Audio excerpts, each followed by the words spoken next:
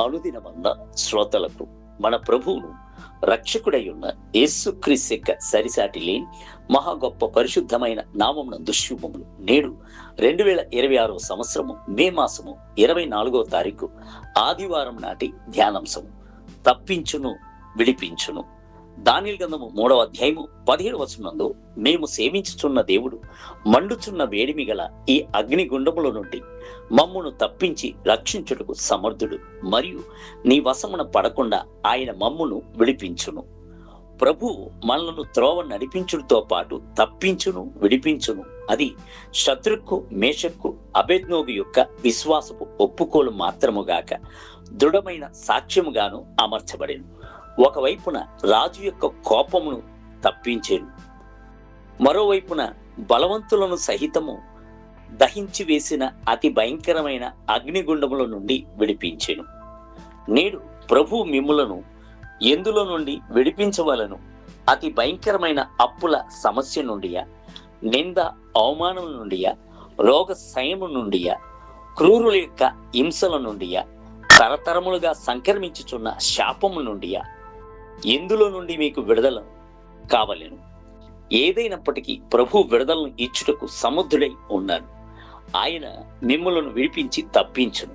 కుమారుడు మిమ్మును స్వతంత్రులుగా చేసినెల్లా మీరు నిజంగా స్వతంత్రులై యోందురు. యోహాను సువార్త 8వ అధ్యాయం 36వ వచనం. సత్యమును గ్రహించెదరు, అప్పుడు సత్యం మిమ్ములను స్వతంత్రులుగా చేయును. యోహాను సువార్త 8వ అధ్యాయం 32వ వచనం. ప్రభువే ఆత్మ, ప్రభు యొక్క ఆత్మ ఎక్కడ ఉండును అక్కడ స్వాతంత్రము ఉండును. కొరింథీయులకు రాసిన 2వ పత్రిక 3వ అధ్యాయం 17వ వచనం అని బైబిల్ గ్రంథము చెప్పుచున్నది. దారిద్ర్యత నుండి విడుదల కావాలన క్రిందన్న వచనము చదివి విశ్వాసపు ఒప్పుకోలను చేయుడి. ఆయన ధనవంతుడై ఉండి మీరు తన దారిద్ర్యం వలన ధనవంతులు కావలను అని మీ నిమిత్తము దరిద్రుడాయను. కొరింథీయులకు రాసిన 2వ పత్రిక 8వ అధ్యాయం 9వ వచనం. రోగము నుండి విడుదల కావలన ఈ వాక్యములను విశ్వాసపు ఒప్పుకోలుగా మరలా చెప్పుడి. నిజముగా ఆయన నా యొక్క బలహీనతలను వహించి రోగములన్నిటిని భరించెను. ఆయన పొందిన దెబ్బల చేత నిశ్చయముగానే స్వస్థతను పొంది తిని. మత్తయి సువార్త 8వ అధ్యాయం 7వ వచనం, యెషయా గ్రంథం 53వ అధ్యాయం 5వ వచనం, పేతురు రాసిన మొదటి పత్రిక 2వ అధ్యాయం 24వ వచనము. శాపము నుండి విడుదల కావలన ద్వితీయోపదేశకాండము 23వ అధ్యాయము 5వ వచనము, గలతీయులకు రాసిన పత్రిక 3వ అధ్యాయం 13వ వచనము, ప్రకటన గ్రంథము 22వ అధ్యాయం 3వ వచనం మొదలగు వచనములు చదివి ఒప్పుకోలుగా చెప్పుడి. క్రీస్తు మన కొరకు శాపమై ధర్మశాస్త్రం యొక్క శాపములన్నిటిలో నుండి మనలను విడిపించి విమోచించెను. ఆయన మనలను ప్రేమించుడు చేత అట్టి శాపమును ఆశీర్వాదముగా మార్చుటకు సంకల్పించెను.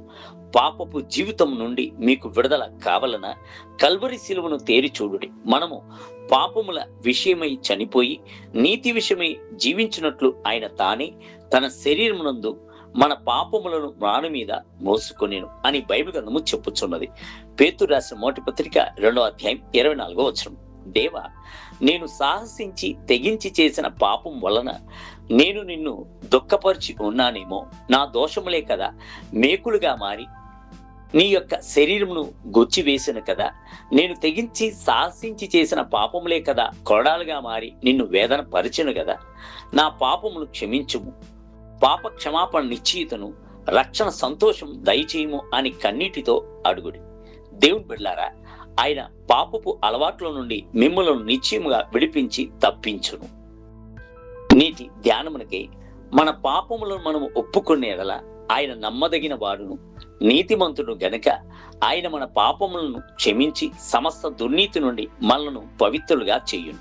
యోహాను రాసిన మొదటి పత్రిక 1వ అధ్యాయం 9వ వచనం. నేటి వేద పఠనము ఉదయం మొదటి దినవృత్తాంత గ్రంథములు 22, 23 మరియు 24 అధ్యాయము. సాయంత్రం యోహాను రాసిన సువార్త 8వ అధ్యాయము 28 మొదలుకొని 59 వచనములు. ప్రభు ఈ పునరుద్ధానపు దినమునందు మిమ్ములను ధారాళముగా దీవించునుగాక. ఆమేన్.